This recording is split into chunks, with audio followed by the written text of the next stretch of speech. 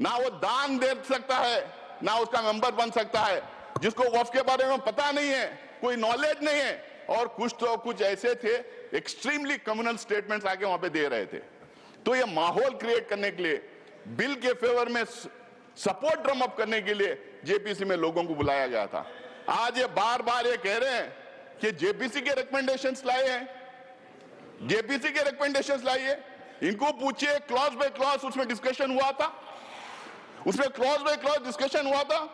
किसी भी जेपीसी का ये मिनिमम बेसिक रिक्वायरमेंट होता है कि वहां पे अमेंडमेंट्स के लिए जो भेजा गया है उसका क्लॉज बाय क्लॉज डिस्कशन होना है। मुझे लगता है कि पहली बार ये 75 years of parliamentary democracy in India में जेपीसी में क्लॉज बाय क्लॉज बिना डिस्कस किए अमेंडमेंट बुलडोज करके इन्होंने लेके आया है।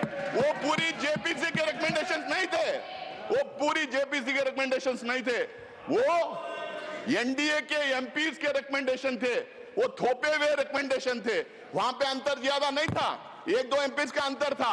आप उठा के जेपीसी की रिपोर्ट में देख ले कितने फेवर में किए, कितने खिलाफ किए। हमारा एक भी रिकमेंडेशन उसमें लाया नहीं गया है। तो अगर वही आपको करना था, जो स्टेक होल्डर जो आए थे, जो वहां पे डिपोज किए थे इसके खिलाफ में, उनका सुझाव नहीं लेना था, अपोजिशन के एमपी का सुझाव नहीं लेना था, जेपीसी घटित ही नहीं करना था। आज जेपीसी की बात कर रहे हैं आप ऐसा करें, हमने इतना बड़ा डील कर दिया, हमने जेपीसी में भेज दिया। अरे जेपीसी में भेज के किया क्या, और उसको और वर्सन किया है। मैं आगे बताऊंगा कैसा कैसा इन्होंने वर्सन किया है। Please sir, I need your protection. Yes please. जब रिजू जी बात कर रहे थे, हम लोगों ने किसी ने बात नहीं किया। प्लीज बैठ करके, ये मत ना समझे कि आप बात करने तो हमारी कैपेसिटी नहीं डिस्टर्ब करने के लिए। प्लीज आप सर उनको बोलने दीजिए प्लीज। सर ये जितने अमेंडमेंट्स अब लाए हैं हमारे कॉन्स्टिट्यूशनल प्रोविजंस के खिलाफ हैं। ये 14, 25, 26, 30 को वायलेट करते हैं, ये इक्वलिटी बिफोर लॉ को वायलेट करते हैं, ये parity in laws for all sections of the people को वायलेट करते हैं। वन नेशन वन लॉ हम नहीं कहते, वन नेशन वन लॉ का नारा बार बार ये लोग देते हैं, उसको ये वायलेट करते हैं। ये यूसीसी बार बार बोलते हैं, उसको ये वायलेट करते हैं। अगर इतना ही है, मैं आज भी यहां कह रहा हूं, कांग्रेस पार्टी की तरफ से मैं कह रहा हूं, एक मुसलमान एमपी उस कम्युनिटी के होने के नाते से मैं कह रहा हूं, इस देश में जितने समुदाय हैं, जितने धर्म हैं, उन तमाम religious centres, religious activity centres, धर्मस्थल जितने हैं, उसके गवर्नेंस और एडमिनिस्ट्रेशन में एक तरीके का लॉ होना चाहिए। सबको एक तरीके का लॉ रहने, हिंदूज को, मुसलमान को, सिख्स को, क्रिश्चियन को, पारसीज को, जोरस्ट्रियंस को, सबको एक तरीके का लॉ बनाइए। आप क्यों घबरा रहे हैं उससे? बनाइए लॉ उसके लिए, पर्सनल लॉ छोड़ के बाकी के सब गवर्नेंस एंड एडमिनिस्ट्रेशन में एक तरीका लॉ होना चाहिए। मैं आगे बताऊंगा और पार्लियामेंट के पटल पे मैं देखूंगा किस तरह से अलग अलग समुदाय में ये भेदभाव कर रहे हैं, किस तरह से ये टारगेटेड लेजिस्लेशन है, किस तरह से ये अनफेयर लेजिस्लेशन है, किस तरह से ये मुसलमानों के खिलाफ का लेजिस्लेशन है। आप बार बार कह रहे थे मुसलमानों के खिलाफ नहीं है। मैं दावे के साथ मैं कहना चाहता हूं, मैं आपके सामने प्रूफ दूंगा, यहां पे रखूंगा, ये बिल्कुल टारगेटेड लेजिस्लेशन है। आप इस देश में आप ये मैसेज देना चाहते हैं कि यहां पे एक कम्युनिटी को बिल्कुल सेकेंड क्लास ग्रेड का सिटीजन हम बना के रखेंगे। आप जिस तरह के लॉस लेके आ रहे हैं, वो धर्म के आधार पे आप लॉस लेके आ रहे हैं। ये पहला नहीं है। कल कोई सीएए एनआरसी की बात कर रहा था, यहां अमित शाह जी बैठे हैं, जब उस हाउस में हम लोगों ने सवाल किया था तो इन्होंने बोला था क्रोनोलॉजी से समझिए, ये सिर्फ सीएए नहीं है, इसके साथ एनआरसी और एनपीआर जुड़ेगा। जब इनसे सवाल पूछा गया था तो बोले नहीं, इससे लिंक्ड है। आप कह रहे हैं कि हम धर्म के आधार पे हम किसी की सिटीजनशिप छीन नहीं रहे, लेकिन धर्म के आधार पे आप सिटीजनशिप रोक रहे हैं। ये पहली बार हिंदुस्तान की कॉन्स्टिट्यूशन में ऐसा हुआ है। मुझे नहीं लगता है कि कहीं ऐसा और हो रहा होगा। उसके बाद में 1991 का सेटल्ड क्वेश्चन है sir, 1991 places of worship act का सेटल्ड क्वेश्चन है। उसमें इनके लोग हाई कोर्ट में चले जाते हैं, सुप्रीम कोर्ट में चले जाते हैं, उसके खिलाफ इनके पार्टी के ऑफिस बेयरर्स पिटीशन फाइल करते हैं 1991 प्लेसेस ऑफ वर्शिप एक्ट के खिलाफ में, और मंदिरों के नीचे मस्जिदें ढूंढने का काम करते हैं। आज अगर हमारे देश में हम खोदना शुरू कर देंगे, इतिहास में पीछे चले जाएं, तो किसके नीचे क्या क्या मिलेगा किसको पता है। हम इतिहास को खोदना नहीं चाहिए। बाकी के सारे देश आगे बढ़ने का काम कर रहे हैं, तो हमें इतिहास में जाके खोदने का काम शुरू किए हैं। यहां पे भी उसका प्रोविजन कर दिए। आज किरण रिजिजू जी आप यहां कह रहे थे, भाई हम लोगों ने, सर ये कौन है सर? आप बीच में टिप्पणी ना करें। कौन है सर ये? हाँ बोले इधर प्लीज। जगेश जी, सर मैं उस पर आगे आऊंगा। अभी किरण रिजिजू जी ने बताया कि वफ का मायना क्या है। सर वफ का माना दान है। It as simple as that. वफ का माना दान है। दान कोई भी किसी को भी कर सकता है। ये बार बार कह रहे थे कि 2013 में एनीबडी कैन डोनेट करके लेके आए। इनको शायद ये पता नहीं, हुजूर मोहम्मद प्रॉफिट मोहम्मद के जमाने में गैर मुसलमानों भी दान करते थे। बहुत इंपॉर्टेंट सेंटर से जहां पे गैर मुसलमानों ने दान किया है। दान के लिए कोई रोक नहीं है। और ये दान का कॉन्सेप्ट सिर्फ हमारे धर्म में नहीं है, हम उसको वफ के नाम से कहते हैं, लेकिन दान का कॉन्सेप्ट हर मजहब में है। हिंदूज में है, सिख्स में है, क्रिश्चियंस में, दुनिया के हर मजहब में दान का कॉन्सेप्ट है। हमारे दान के कॉन्सेप्ट से बनाए हुए इदारों को गवर्न करने के लिए, एडमिनिस्ट्रेट करने के लिए, रेगुलेट करने के लिए वक्फ बोर्ड बना है। ये बात फैलाई जा रही है, क्यों सिर्फ मुसलमानों को वक्फ बोर्ड चाहिए, क्यों हमारा बोर्ड नहीं चाहिए, क्यों सनातन बोर्ड नहीं चाहिए। इतना सोशल मीडिया में इसको फैलाया गया, मुसलमानों को अपील करने के लिए वक्फ बोर्ड बनाए गए। शायद इनको पता नहीं, शायद ये बोलना भी नहीं चाहते। इस देश में एंडोमेंट बोर्ड्स हैं, इस देश में मुजरा डिपार्टमेंट्स हैं, इस देश में हिंदू रिलीजियस प्लेसेस एक्ट्स हैं, इस देश में SGPC है, इस देश में बहुत सारे स्टेट्स में क्रिश्चियंस के लिए काउंसिल्स और कॉर्पोरेशंस हैं। हर मजहब के लिए है।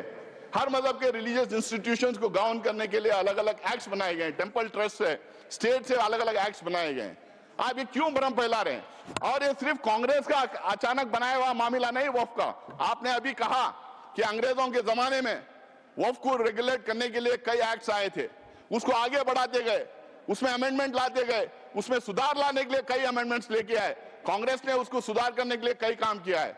और 1995 में 2013 के एक्ट्स के बारे में ये बार बार जो बोल रहे हैं, वो बिल्कुल वक्फ बोर्ड को स्ट्रेंथन करने के लिए, वक्फ प्रॉपर्टीज को बचाने के लिए, एंक्रोचर्स को हटाने के लिए, उसमें ट्रांसपेरेंसी लाने के लिए हम लोगों ने वो अमेंडमेंट्स लेके लाए थे और इनका पूरा सहयोग और सपोर्ट उसमें था।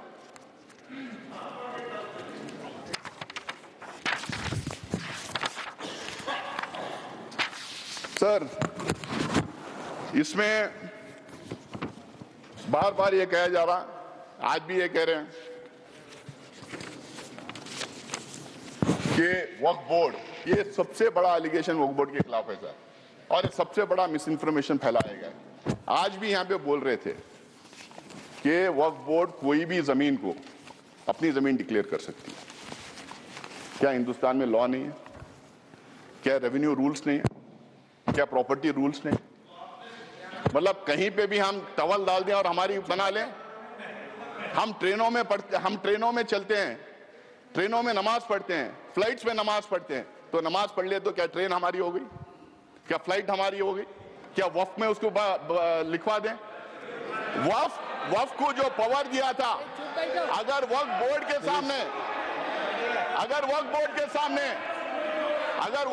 सामने कोई कंप्लेंट आता है, वक्फ बोर्ड के सामने कोई कंप्लेंट आता है, तो वक्फ बोर्ड उसकी तहकीकात करती है, उसकी इंक्वायरी करती है, उसके लिए सेट रूल्स हैं। शायद किरण रिजिजू जी को ये बात पता नहीं कि हर स्टेट उस इंक्वायरी कैसा कराया जाए, हर स्टेट के रूल्स अलग बने हुए हैं।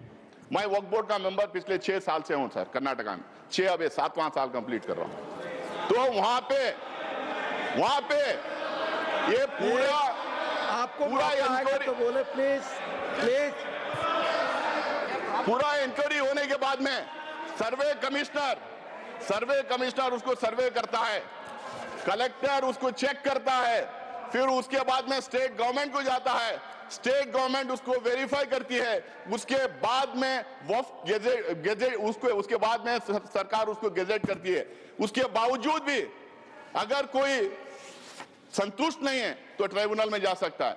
अगर वहां भी कोई अगर वहां भी उसके खिलाफ अगर डिसीजन जजमेंट आता है, अगर वहां पे वो कन्विंस नहीं है तो वो कोर्ट में जा सकता है। आज ये कह रहे हैं कि कोर्ट में रिव्यू नहीं कर सकते, कोर्ट में बिल्कुल रिव्यू कर सकते हैं। अगर कोर्ट में रिव्यू नहीं कर सकते, तो हाई कोर्ट में और सुप्रीम कोर्ट में वक्फ के इतने केसेस कैसा हो रहे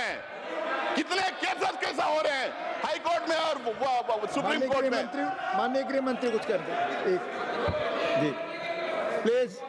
मान्यवर, मैं सदस्य को बीच में टोकना नहीं चाहता, शायद वो भोले भाव से गलत इंफॉर्मेशन सदन के सामने रख रहे हैं, तो मैं थोड़ा करेक्ट करना चाहता हूँ।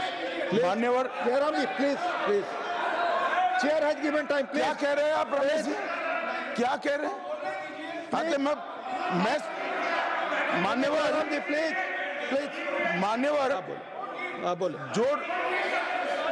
जो डिस्प्यूट है वो इतना ही है कि अगर ट्रिब्यूनल के फैसले से कोई असंतुष्ट है तो ये भूमि का मामला है, इस पर सिविल सूट होना चाहिए। सिविल सूट में अधिकारों के बहुत वाइड रेंज होती है। इन्होंने इस पर अपील का प्रोविजन 2013 के कानून में रखा ही नहीं है, तो रीट के कार्य क्षेत्र में हाईकोर्ट के सामने जाता है। रीट का कार्य क्षेत्र बहुत संकरा होता है, तो जो ट्रिब्यूनल का फैसला होता है वो फाइनल होने के चांसेस 99% हो जाते हैं। जिनकी भूमि है इसका अधिकार जाता रहता है। मान्यवर, एक गलतफहमी फैला रहे हैं। प्लीज प्लीज,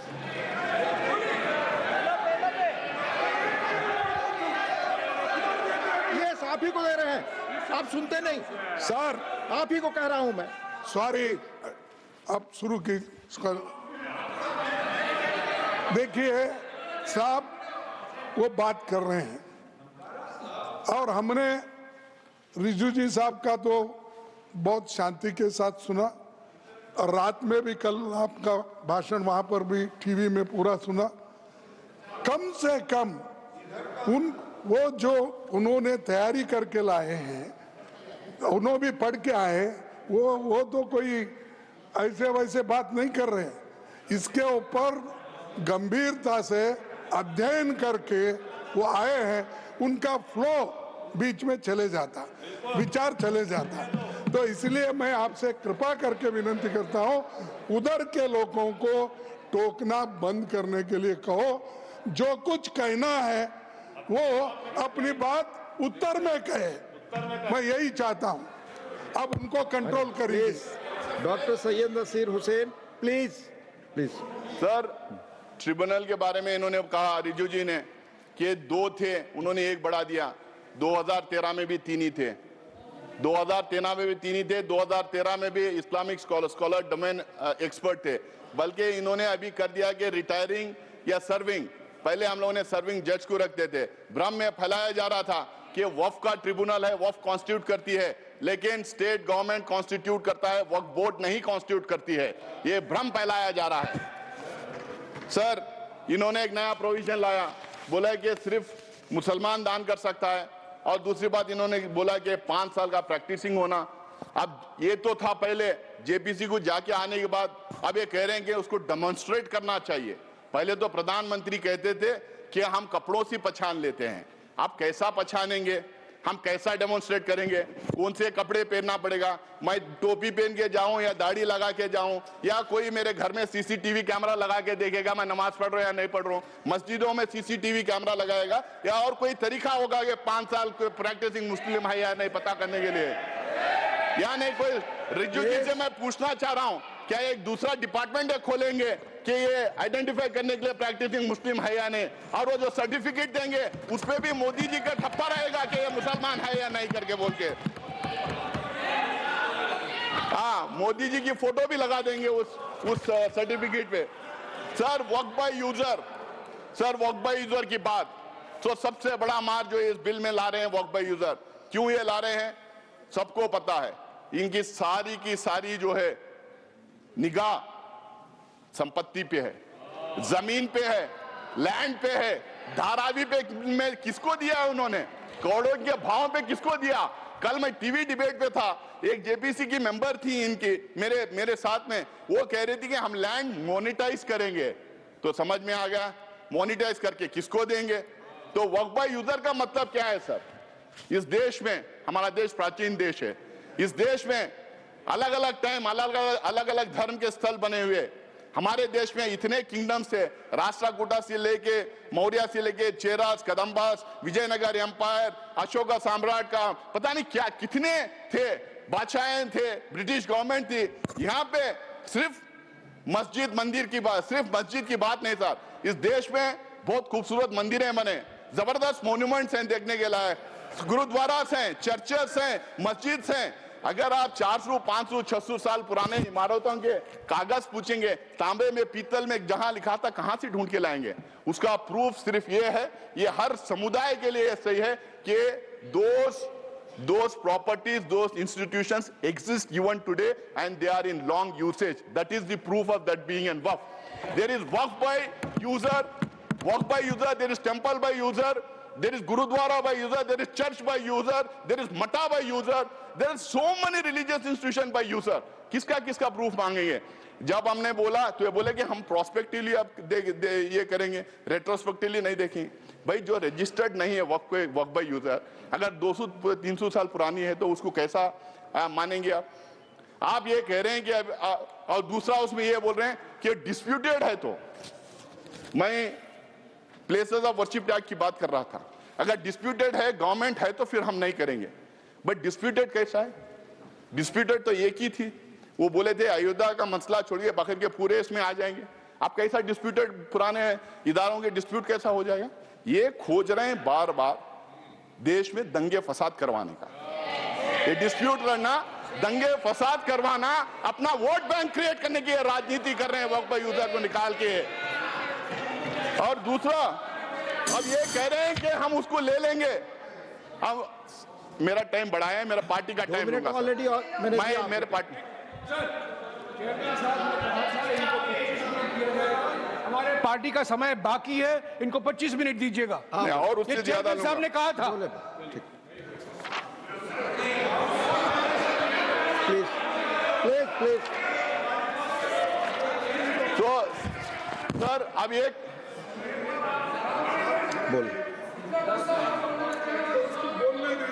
25 मिनट क्या 30 मिनट? समय यहाँ 20 मिनट लिखा हुआ है। देखो साहब, मैं 20 मिनट रात के 2:30 कृपया समय देखे। मैं ऑलरेडी माननीय एलओपी ऑलरेडी बोलने से अतिरिक्त समय दिया मैंने। प्लीज आप मैं ले रहा हूँ सर। आप बोलिए सर दूसरा, सर आप ये कह रहे हैं कि वक्फ बाय यूजर ऐसा ही रहेगा जो रजिस्टर्ड है, और दूसरी तरफ कह रहे हैं कि पोर्टल हम नया ला रहे हैं और उस पोर्टल में हर एक वक्फ को फिर दोबारा रजिस्टर करना पड़ेगा। भाई वक्फ बाय यूजर वो रजिस्टर्ड हो गया तो सीधा उठा के डाल लीजिए उसमें, आप फिर दोबारा उनको क्यों रजिस्ट्रेशन करें? आप चाह रहे हैं कि फिर वो दोबारा पेपर उससे मांगे, आप पेपर ना दें, फिर आपके लोग जाके दंगा फसाद करें और आपका वोट बैंक बढ़ता रहे। ये आपका वो है। सर तीसरा, ढांचे की बात कर रहा हूं मैं। ये बहुत जोर जोर से रिजू जी बोल रहे थे कि ये सेक्युलर कैरेक्टर है वक्फ बोर्ड का सेक्युलर कैरेक्टर है। वक्फ बोर्ड सिर्फ एडमिनिस्ट्रेशन और गवर्नेंस नहीं देखती है, वक्फ बोर्ड रिलीजियस अफेयर्स में भी दखलंदाज करती है, रिलीजियस अफेयर्स भी देखती है। अगर आपको इतना ही है, अगर आप कह रहे हैं, अगर मैं आपकी बात भी मान लो, तो मैं आपसे पूछना चाहता हूं, क्या हिंदू रिलीजियस एक्ट के तहत जो इंस्टीट्यूशंस बने, एंडोमेंट एक्ट, मुजराई department, places of Hindu religious places act, SGPC और अलग अलग समुदाय के जो इदारे जो बने हैं, क्या उसमें एक मुसलमान, एक सिख, एक बुद्धिस्ट, एक जैन को आप रखेंगे? क्या मुझे रखेंगे आप उसमें? आप मुझे रखेंगे आप उसमें? ये बिल्कुल मेरे राइट के खिलाफ है, जो कॉन्स्टिट्यूशन मुझे जो राइट देता है उसके खिलाफ है, और इसको लेके काफी जजमेंट भी है। दूसरा सर, मैं उसके सारे को, और ये जो कह रहे हैं, और ये जितने यहाँ पे हैं, यहाँ पे Bihar Hindu religious trust act, Madras Hindu religious and endowment act, Orissa का, तमिलनाडु का, उत्तर प्रदेश का, आंध्र प्रदेश का, सब में साफ लिखा जाता है कि सिर्फ और सिर्फ हिंदू वहां रहेंगे और कोई और दूसरे मजहब का आदमी नहीं रहेगा। जब वहां पे वो एक्ट में ही है तो यहाँ कैसे आप दूसरे लोगों को देंगे? आप एक्चुअली क्या प्रूव करना चाह रहे हैं? आप लाके क्या हमारे ऊपर भरोसा नहीं? क्या हम काबिल नहीं अब हमारे इंस्टीट्यूशंस को चलाने के लिए? आप हम लोग को सेकेंड ग्रेड सिटीजन बनाना चाह रहे हैं? हमारे ऊपर स्पाइंग करना चाह रहे हैं आप?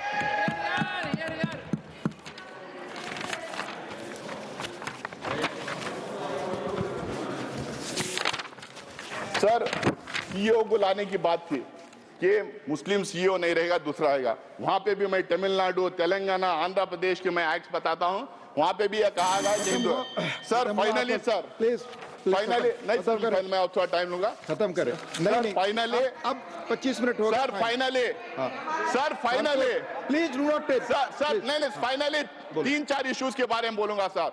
रिजू जी कल भी बोले, आज भी बोले, 123 प्रॉपर्टीज को लेके भ्रम फैलाया जा रहा है। ये सारे के सारे 123 प्रॉपर्टीज आके या तो दरगाह है, या तो मस्जिद है, या तो कब्रिस्तान है, या तो ईदगाह है। ये झूठ है। ऑथेंटिकेट करो, धन्यवाद। ऑथेंटिकेट करो। उसकी लिस्ट में आपको देना चाह रहा हूं। ऑल 120 और इसको धन्यवाद। आपकी बात जयराम जी, धन्यवाद। Jairam ji, another 5 minutes, doctor Radha, another 5 minutes, doctor Radha Mohan Das Agrawal. नहीं आपकी बात।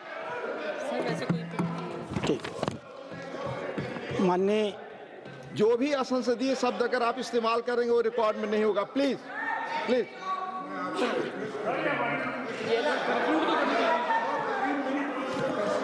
जी हाँ, यहाँ जो लिखा हुआ 20 मिनट 20 से 25 हुआ, आपकी पार्टी का समय जाएगा। आपकी पार्टी का समय जाएगा।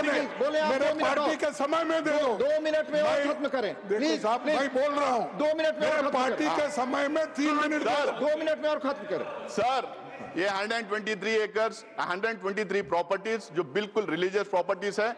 ये लुटियंस दिल्ली जब बना रहे थे, न्यू दिल्ली जब बना रहे थे 1910 में, अंग्रेज गवर्नमेंट ने पूरा का पूरा ये एरिया अक्वायर किया था। जब मुसलमान जाके उनके मिले, वो बोले कि ये 123 प्रॉपर्टीज वक्फ के पास ही रहेंगे, पोजीशन उनके पास ही रहेगा, बट गवर्नमेंट का नाम रहेगा जब तक ये सिटी नहीं बन जाती। बनने के बाद उन्होंने दोबारा वापस उसको वक्फ को दिया था। आज भी, जब से लेके आज भी 123 प्रॉपर्टीज ये पोजीशन वक्फ में ही है, बिल्कुल वक्फ में ही है। और जब 2013 में गवर्नमेंट 2013 में जब इसको डी नोटिफाई करने की बात आई, सरकार ने हाई कोर्ट ने सरकार को बोला था कि आप जल्द से जल्द इसका रिजॉल्व करो।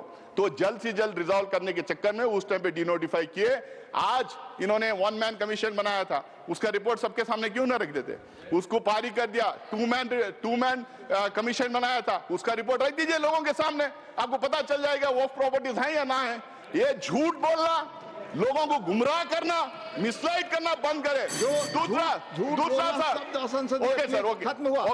सर, दूसरा सर नहीं खत्म हुआ। मेरे हमारे पार्टी का टाइम ले रहे हैं सर। जितना उन्होंने बोल दिया, येलोपी ने बोल दिया। I cannot go on. येलोपी ने बोल दिया sir. I cannot go on. येलोपी ने बोला। नहीं, conclude. सर दूसरा, हाँ दूसरा, Conclude. सर दूसरा, Conclude. केरला की बात ये करते हैं, कंक्लूड। केरला की बात ये करते हैं, केरला की बात ये करते हैं। मैं इनको ऑथेंटिकेट करने के लिए कहता हूं, वक्फ बोर्ड कभी ये नहीं क्लेम किया उनकी प्रॉपर्टी है। कोर्ट ने 2 टाइम ये डिक्लेयर किया वक्फ प्रॉपर्टी है। तीसरी बार जुडिशियल कमीशन ने कहा वक्फ प्रॉपर्टी है। लेकिन मैं आज भी यहां पे कहता हूं, कांग्रेस पार्टी की तरफ से मैं यह कहना चाहता हूं, जितने गरीब लोग वहां रह रहे हैं, जो फिशरमैन है, पूरे एनडीए की तरफ से मैं कहना चाहता हूं, जो फिशरमैन है, जो गरीब है, जिन्होंने जमीन खरीदी थी, कुछ लोग ऐसे ही रह रहे हैं, उनका इंटरेस्ट प्रोटेक्ट किया जाएगा, उनको वो जमीन दिलाई जाएगी। लेकिन वक्फ बोर्ड को